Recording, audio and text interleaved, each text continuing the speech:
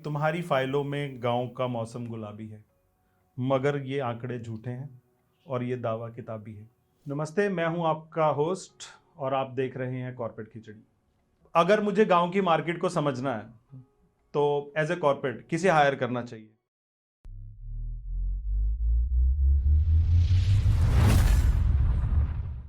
Data scientist या फिर देसी scientist?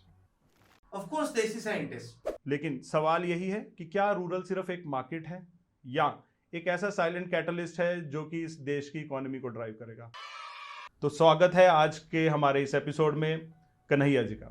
Thank you Vishal and pleasure to be here. मंजिलें उन्हीं को मिलती हैं जिनके सपनों में जान होती है। पंखों से कुछ नहीं होता, हौसलों से उड़ान होती है।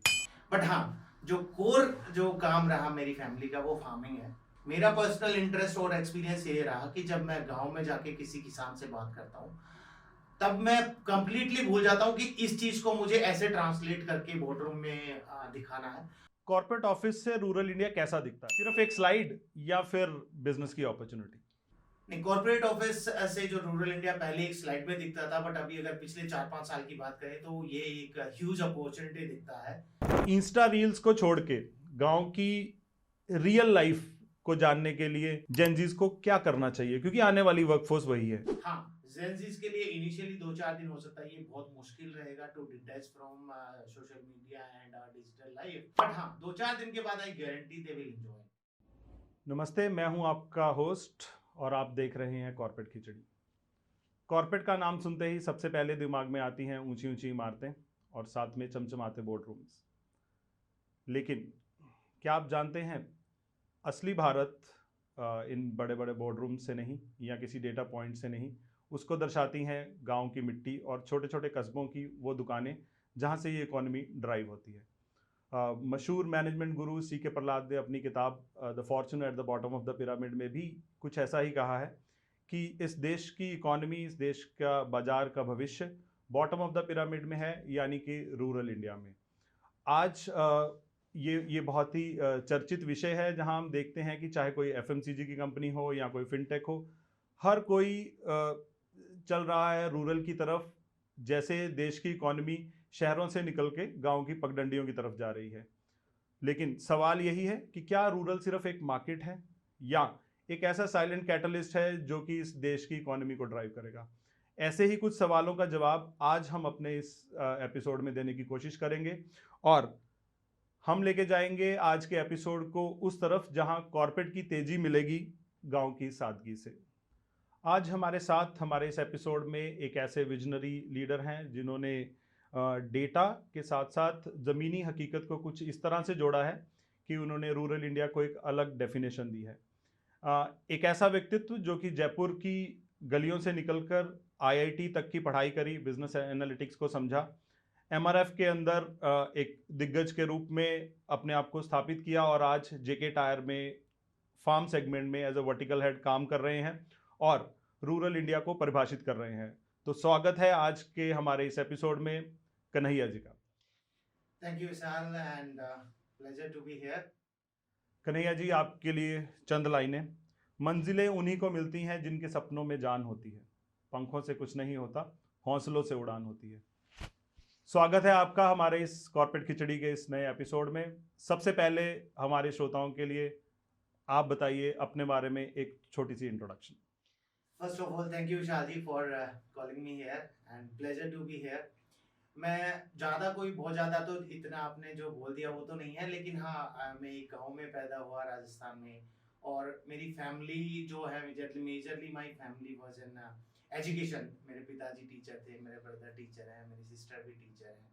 बट हाँ, जो कोर जो काम रहा मेरी फैमिली का वो फार्मिंग है, और प्योर फार्मिंग है इन राजस्थान, जहाँ पे ओनली 2 क्रॉप्स होती है, बार्ली और वीट। तो मैं वहाँ से पैदा हुआ, वहीं पे पला पड़ा, और फिर उसके बाद में मैंने जो जर्नी आपने बताया वो चालू की। कन्हैया जी, एक एनालिटिकल माइंडसेट होने के साथ साथ आपने फार्म सेगमेंट को, यानी कि खेती ही और किसानी को ही अपना कर्म क्षेत्र क्यों चुना? उसके पीछे एक इंटरेस्टिंग स्टोरी है। जब मैंने अपना करियर चालू किया तो वहाँ पे पहले मैं पूरी कैटेगरी देखता था। फिर जब मैं सर्विस में गया और उसके बाद में मेरे को जो पोर्टफोलियो मिला वो पीसीआर था, and heart of the city in Pune, PCR से फिर मेरे को टू व्हीलर हैंडल करने का मौका मिला। और उसके पहले मैं बॉम्बे में था, तो वहां पे फार्म का कोई कैटेगरी ही नहीं था या क्राइटेरिया ही नहीं था। उसके पहले हाँ जरूर मैं थोड़े समय के लिए राजस्थान में था, उदयपुर, ऑलमोस्ट 10 मंथ्स। वहां पे ये एक वैल्यूएबल प्रोडक्ट था जहां से आप वैल्यू ले सकते हो। लेकिन फिर उसके बाद लंबे समय तक मैंने नवी मुंबई और पुणे में काम किया, तो वहां पे इसका कोई मेरे को इतना ज्यादा एक्सपोजर मिला नहीं। तो हमारे उस टाइम में एक बड़े अच्छे मैनेजर थे, हु वाज माय मेंटर। उन्होंने कहा कि यार तुम्हारा ये सारा पोर्टफोलियो बन गया, पीसीआर हो गया, टू व्हीलर हो गया, एससीवी एलसीवी हो गया, ट्रक डेफिनेटली हर जगह है। I feel somewhere you have to learn farm. And उन्होंने मेरे को ये इसलिए नहीं बोला कि मेरे को फार्म सीखना चाहिए। उन्होंने जब मेरा बैकग्राउंड देखा कि I come from a farmer family and still I have passion to learn more about farm. उस टाइम में बेसिकली ओटीआर के टाइम पे कुछ काम कर रहे थे हम लोग।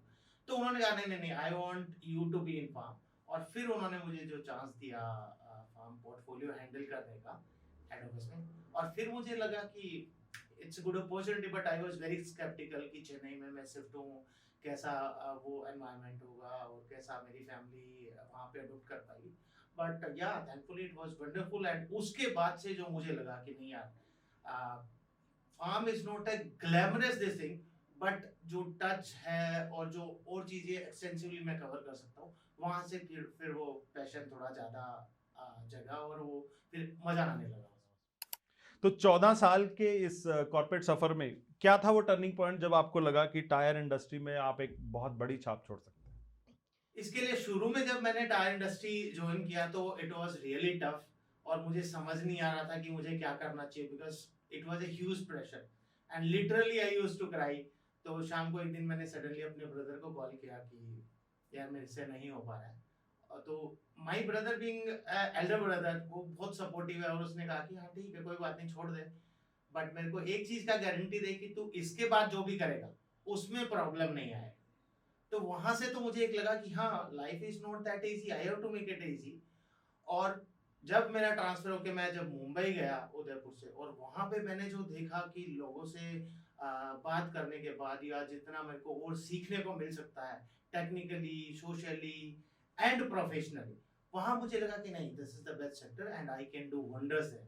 वहां से फिर मुझे लगा कि नहीं मुझे भी इसी सेक्टर में आगे जाना अदम गोंडवी जी की लाइनें हैं कि तुम्हारी फाइलों में गांव का मौसम गुलाबी है, मगर ये आंकड़े झूठे हैं और ये दावा किताबी है। कहने की कोशिश ये कि कई बार डेटा कुछ कहता है, लेकिन आप अपने एक्सपीरियंस से कई बार आपको लगता है कि इस डेटा के विपरीत आपकी गट फीलिंग कुछ और कह रही है। और ऐसा ही कोई वाक्य जब आपने उस डेटा के कंट्रास्ट में अपनी गट फीलिंग को आगे रखा हो और वो आपका डिसीजन सही साबित हुआ? हाँ, ऐसा कॉर्पोरेट में बहुत बार हुआ। जैसे मैं अगर एक इंसिडेंट याद करता हूँ कि जब हमें एक 16 नोट 28 का ब्रॉड साइज बनाना था इन माय प्रीवियस कंपनी, तो डेटा के हिसाब से आप 16 नोट 28 का ब्रॉड साइज बना ही नहीं सकते टेक्निकली, और जो ट्रैक्टर का स्पेक्स है उसमें। और डेटा कहता था कि 17 नोट 28 नहीं चलेगा। जब हमारा बोर्ड रूम में डिस्कशन हुआ एंड आई थॉट कि नहीं हमें एक बार एक्सपेरिमेंट करना चाहिए, we should be available in that sector, और ओएसटी होना चाहिए। वो बनाया एंड डेफिनेटली इनिशियली बहुत सारी प्रॉब्लम्स भी आई, but now it's a very successful product, number 1। Number 2, जब मैं यहाँ पे आया, दिल्ली शिफ्ट हुआ, तो हमारा एक प्रोडक्ट था एसेंशियली 12/4/28 में। डेटा के हिसाब से वो मेरे को 32% सेल देता है, और डेटा एनालिटिक्स जो कहता है कि ये प्रोडक्ट को मुझे और पुश करना चाहिए और मुझे और इसका नंबर 32 से मे बी 35 करना चाहिए, 40 करना चाहिए। बट जो रियलिटी ये थी, जो गांव में विजिट करने के बाद या डीलर से बात करने के बाद, ओईएम से बात करने के बाद हमें लगा कि नहीं, ये प्रोडक्ट में मेरे को प्रॉफिट है, एज ए कंपनी मुझे प्रॉफिट है, एज ए डीलर वो प्रॉफिटेबल आइटम है, कंट्रीब्यूशन पोर्टफोलियो में अच्छा है, बट अल्टीमेटली जो फार्मर के लिए यूज है या उसका रिट्रेडेबिलिटी है या उसका लाइफ है, दैट्स नॉट गुड। तो वहां से मुझे लगा कि नहीं हमें ये चेंज करना चाहिए, और suddenly we took a hard stop, हमने वो प्रोडक्ट बंद किया and now it's very successful. जो हमारा नया प्रोडक्ट है एंड फार्मर्स आर वेरी। अगले सवाल पे जाने से पहले जानना चाहूँगा एक छोटा सा सवाल कि जब हम देखते हैं कॉर्पोरेट वर्ल्ड में, बोर्ड रूम्स में कई इस तरीके की मीटिंग्स होती है, वहाँ की कॉर्पोरेट डिस्कशन और जब आप एक गांव देहात में, रूरल एरियाज में जाते हैं, तो वहाँ उस चीज़ को किस तरीके से आप ट्रांसलेट करते हैं, क्योंकि उन लोगों का बात करने का तरीका और बात समझने का तरीका दोनों ही अलग हैं। अगर हम कॉर्पोरेट वर्ल्ड में बोलें तो it's like a personal connect. तो उस पर्सनल कनेक्ट को उस बोर्ड रूम की परिभाषा के साथ आप कैसे कनेक्ट कर पाते हैं अपने रियल वर्ल्ड में? बहुत ही अच्छा सवाल है विशाल जी। दो चीजें, एक डिफरेंट डिफरेंट पर्सपेक्टिव है। जब बोर्ड रूम में हम बात करते हैं तो वहां पे बात होती है लॉजिक पे, डेटा पे और फ्यूचरिस्टिक एनालिसिस पे। जब गांव में हम जाके बात करते हैं, वो चाहे डीलर हो या चाहे किसान हो या चाहे और कोई व्यवसायी हो गांव में, वहां पे जब तक एक पर्सनल कनेक्ट नहीं होता तब तक आप सही चीजों को समझ नहीं सकते। अगर आप वही माइंडसेट लेके जब आप गांव में जाते हो कि हाँ मुझे ये डेटा एनालिसिस करना है या मुझे ये करना है, तो आपको रियल परिभाषा या रियल जो आउटकम होना चाहिए वो नहीं आएगा मार्केट विजिट में। एंड अगेन, वो जो आउटकम आता है उसको आप ट्रांसलेट करके बोर्डरूम की परिभाषा में नहीं बता सकते हो, तब तक फाइनली स्ट्रेटेजी नहीं बन पाती। तो ये दोनों एक दूसरे के पूरक हैं। जहां पे जिस टाइम में हम बैठे हमें वही हेड पहनना पड़ता है। बट हाँ, मेरा पर्सनल इंटरेस्ट और एक्सपीरियंस ये रहा कि जब मैं गांव में जाके किसी किसान से बात करता हूँ, तब मैं कंप्लीटली भूल जाता हूँ कि इस चीज को मुझे ऐसे ट्रांसलेट करके बोर्डरूम में दिखाना है। मैं उस टाइम में कंप्लीटली उसको उसके जैसा बन के समझने की कोशिश करता हूँ। और जब मैं उसको ट्रांसलेट करता हूँ आफ्टर द मीटिंग, तब मैं उसको बहुत रियलिस्टिकली ट्रांसलेट कर पाता हूँ। कन्हैया जी, अब इस खिचड़ी को पकाने की आंच को थोड़ा सा तेज करते हैं हमारे अगले सेक्शन के साथ, जिसका नाम है रैपिड फायर राउंड।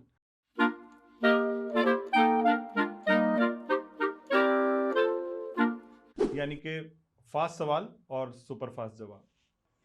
सवालों का सिलसिला शुरू करने से पहले जानना चाहूंगा कि हमने शुरू में एक 19-20 साल पुरानी एक किताब का कोट यूज किया था, Fortune lies at the bottom of the pyramid. आज के संदर्भ में ये लाइन कितनी रेलेवेंट लगती है आपको? देखो, सीके प्रहलाद साहब ने जब ये बात कही थी तो डेफिनेटली हमें आज के संदर्भ में देखना चाहिए कि वो कितने विजनरी थी या उन्होंने कैसे 20 साल पहले ये प्रेडिक्ट कर दिया था। आज अपना इकोनॉमी का परसेंटेज देखो, पहले ये मान लीजिए 30-70 होता था, रूरल इंडिया 30 एंड 70, उस टाइम में मे बी डेटा कुछ अलग रहा होगा। आज देखेंगे तो ऑलमोस्ट 50-50 है। और अगर 2030 तक का हम प्रेडिक्शन देखें, जो भी रेटिंग कंपनीज हैं या ये जो है एजेंसीज हैं, उनके हिसाब से it will be more than 50।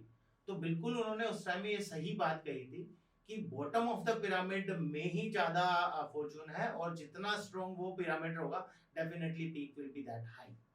Rapid fire का पहला सवाल, कॉर्पोरेट ऑफिस से रूरल इंडिया कैसा दिखता है? सिर्फ एक स्लाइड या फिर बिजनेस की अपॉर्चुनिटी? नहीं, कॉर्पोरेट ऑफिस से जो रूरल इंडिया पहले एक स्लाइड में दिखता था, बट अभी अगर पिछले 4-5 साल की बात करें तो ये एक ह्यूज अपॉर्चुनिटी दिखता है। Not only in tyre business, I believe जितने भी अलाइड इंडस्ट्रीज से हम लोग टच कर रहे हैं उसमें ये बहुत बड़ा अपॉर्चुनिटी। तो बोर्ड रूम डिस्कशन या ढाबा डिस्कशन, रूरल इंडिया की बिजनेस स्ट्रेटजी असली मायने में कहां से निकल के आती है?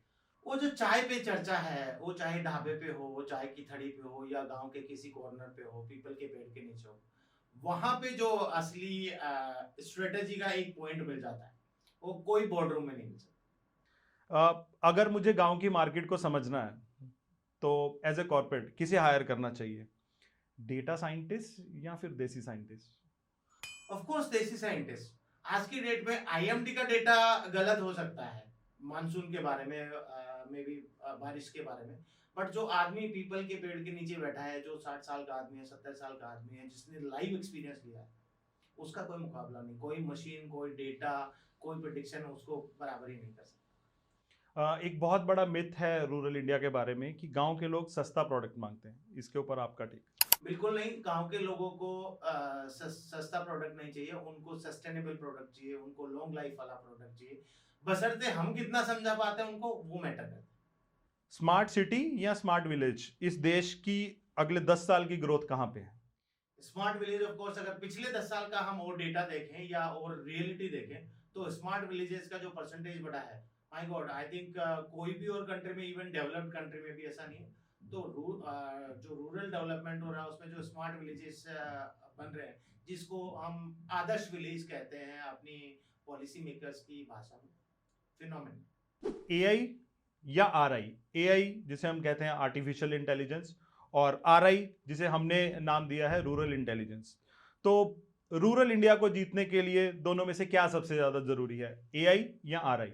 प्रैक्टिकली ये दोनों का एक कॉम्बिनेशन ज्यादा इफेक्टिव रहेगा, बट हाँ, एआई भी जब भी हमें रिजल्ट देगा जब हम उसमें सही डेटा इनपुट करेंगे, और सही डेटा का जो इनपुट होगा होता है या होना चाहिए वो रूरल इंटेलिजेंस। आज के संदर्भ में जेंजीज एज अ वर्कफोर्स एक बहुत ही कॉमन सब्जेक्ट है। उनका behaviour, the way they work, the way they treat, वो एक हमेशा एक सब्जेक्ट रहता है। आपकी एक ऐसी कैटेगरी है जो कि बहुत ही ज़मीनी हकीकत से जुड़ी हुई कैटेगरी है। तो आप अपनी इस कैटेगरी में जब किसी जेंजी ऑडियंस के साथ काम करते हैं तो आपका अनुभव कैसा रहता है? विशाल जी, ये रैपिड फायर का क्वेश्चन है, ये थोड़ा एलिब्रेटेड आंसर होगा, क्योंकि जेंजीज को आज की डेट में वो रूरल इंडिया का असली कनेक्शन मुझे लगता है पता नहीं है, या पता करने में थोड़ी दिक्कत आएगी जब तक कि उनमें वो डिसिप्लिन आके रियली में उसको समझने का जुनून ना हो। अदरवाइज तो जैसा आपने सही कहा कि वो आर्टिफिशियल इंटेलिजेंस से डेटा ड्राइव करके वो डिसीजन ले जाएंगे। मुझे लगता है जेंजीज को डेफिनेटली एक बार इस सेक्टर में अंदर में घुस के एक बार समझने की कोशिश करनी चाहिए with the discipline. Insta reels को छोड़ के गांव की रियल लाइफ को जानने के लिए जेंजीज को क्या करना चाहिए, क्योंकि आने वाली वर्कफोर्स वही है और रूरल इंडिया की डेवलपमेंट और अवसर को देखते हुए उनको इसमें अपने आप को कैसे ढालना होगा? उसको जेंजीज को अगर रियली में रियल रूरल इंडिया को समझना है तो बेशक वो उनको इंस्टा रील्स में नहीं मिलेगा, उसके लिए उनको गांव में आई वुड सजेस्ट कि डेफिनेटली ट्रैवल करके रियल टाइम एक्सपीरियंस चाहिए, या फिर उनको अपने आप को just put ourselves in the shoes of farmers और villagers to understand them better. हाँ, जेंजीज के लिए इनिशियली 2-4 दिन हो सकता है ये बहुत मुश्किल रहेगा to detach from social media and digital life, but हाँ, 2-4 दिन के बाद I guarantee they will enjoy it. एक ऐसी चीज जो गांव से आप शहर के कॉर्पोरेट ऑफिस में लाना चाहेंगे एक्सेप्ट प्रॉफिट्स? वो मैं लाना चाहूंगा इमोशंस और पर्सनल कनेक्ट। वो जो आज की डेट में आज भी रूरल इंडिया में जो जिन्होंने भारतीय संस्कृति को जिंदा जिन्होंने रखा हुआ है, वो जो रियल कनेक्ट है समहाउ वो कॉर्पोरेट ऑफिसेस में आज ऑलमोस्ट 100% मिसिंग। रूरल इंडिया को ध्यान में रखते हुए और रूरल इंडिया के लोगों को ध्यान में रखते हुए, पर्सनल कनेक्ट को ध्यान में रखते हुए, आप क्या एक ऐसा कौन सा चेंज कॉर्पोरेट ऑफिस में और कॉर्पोरेट वर्ल्ड में देखना चाहेंगे जिससे कि उस आइडियोलॉजी की अंडरस्टैंडिंग रूरल इंडिया के बारे में बेहतर हो सके? हाँ, again one is sentiments and personal connect, जो मैंने पहले कहा, क्योंकि दोनों एक दूसरे के पूरक हैं। और अगर मुझे वो चेंज रियली में अपने कॉर्पोरेट ऑफिस में स्टैब्लिश करना होगा या मैं कर पाऊं, तो डेफिनेटली मैं रूरल इंडिया से ज्यादा कनेक्ट कर पाऊंगा। और जब मेरे सेंटिमेंट्स मैच करते हैं then sky is the limit, either profitability, scale of business और टच पॉइंट्स सारे किया जा सकता है। कन्हैया जी की सक्सेस मंत्र क्या है, डेटा या फिर अपनी जड़ों से जुड़ा? अपनी जड़ों से जुड़ाव और वहां से फिर डेटा ड्रिवन डिसीजन, वो सक्सेस मंत्र है। क्योंकि जो गट फीलिंग जो रियल एक्सपीरियंस से आती है वो कहीं ना कहीं डेटा में मिस हो सकती है, बट जब रियल एक्सपीरियंस हम डेटा में ट्रांसलेट करके फिर डिसीजन मेकिंग में लाते हैं, that is more relevant and effective. कैसा लगता है आपको जब आप एक रूरल इंडिया से निकल के जब आप देखते हैं कि कॉर्पोरेट वर्ल्ड में रूरल इंडिया को एक सेगमेंट कहा जाता है, जबकि अगर आप मार्केट के परिप्रेक्ष्य से देखें तो रूरल इंडिया के अंदर एक छोटा सा सेक्शन है इस भारत में जिसे अर्बन कहा जाना चाहिए, लेकिन होता उल्टा है। बिल्कुल, आपने बहुत सही कहा कि अगर अर्बन का परसेंटेज देखें, अभी तो चलो पिछले 10 साल में वो ज्यादा हो गया because migration from rural to urban is immensely increase, but जिस टाइम से ये शब्द आया था अर्ली 2000, तब तक तो डेफिनेटली इंडिया में rural was bigger pie and urban was a smaller pie. आज की डेट में भी जितनी सारी कंपनियां हैं उनको रूरल वाला जो पोर्शन है वो ज्यादा बड़ा अपॉर्चुनिटी दिख रहा है, बिकॉज अर्बन में ऑलरेडी पीक आ गया है या सेचुरेशन आ गया है जो भी कहे। बट ऑफ कोर्स आपने बिल्कुल सही कहा, रूरल इंडिया की अगर हम बात करें तो रूरल इज द हार्ट। और जैसा महात्मा गांधी जी ने भी कहा था कि अगर भारत को समझना है तो भारत के गांवों में विजिट करना चाहिए, भारत के गांवों को समझना चाहिए।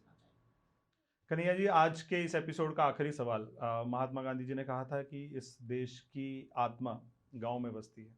आप तो गांव गांव हर तरीके का भ्रमण करते हैं, क्या ये बात आज भी सच लगती है?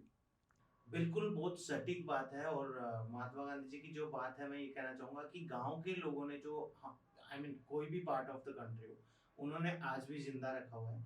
आज भी जब हम लोग जाके गांव में फार्मर से मिलते हैं तो वहाँ पे डायरेक्टली जाके ये बात नहीं होती कि बिजनेस पे चालू हो गए। पहले आज भी वो लोग ये पूछते हैं कि आप खाना खाएंगे, आपने खाना खाया, कैसे पहुंचे, पानी पिएंगे, जो भी अपना नॉर्मल पारंपरिक सिस्टम है वो 100% फॉलो करते हैं। और वो कोई भी गाँव हो, कहीं पे भी हो। मुझे याद है मैं कर्नाटका के एक गाँव में गया था एक टायर इंस्पेक्ट करने के लिए। हम एक नया टायर डेवलप कर रहे थे। वहाँ पे हम जिनसे मिले तो हमने पहले उनसे ये तालमेल बिठाया था कि हम अगले दिन पहुँचेंगे। अगले दिन सुबह से उनका फ़ोन आना चालू हो गया कि आप कहाँ पहुँचे हैं, वहाँ से आके आप लेफ्ट लेना। और वो आदमी गाँव के स्टैंड पे खड़े थे हमें रिसीव करने के लिए। और हम जब उनके पास पहुँचे उन्होंने कहा कि हाँ ठीक है, दिखाइए मशीन। बोलते सर मशीन छोड़िए, अभी तो खाने का टाइम हो गया है and it was 11 o'clock in the morning. आप पहले घर पे चलिए, खाना खाइए, उसके बाद हम आपको खेत में लेके चलेंगे। फिनोमेनल। तो यस, इन अ नटसेल आज भी जो हमारी पारंपरिक संस्कृति है वो गांव में जिंदा है। और मैं सबसे अपील करूंगा जो भी आजकल ये कॉर्पोरेट की लाइफ में इतने ज्यादा बिजी हो गए हैं, मैं सबसे अपील करूंगा कि रियली में कुछ समय निकाल के गांव को हमें विजिट करना चाहिए। बहुत खूब। जाते जाते बस यही कहूँगा कि मिट्टी की खुशबू को महज धूल मत समझना, इसी ज़मीन से मुल्क की तकदीर निकलती है।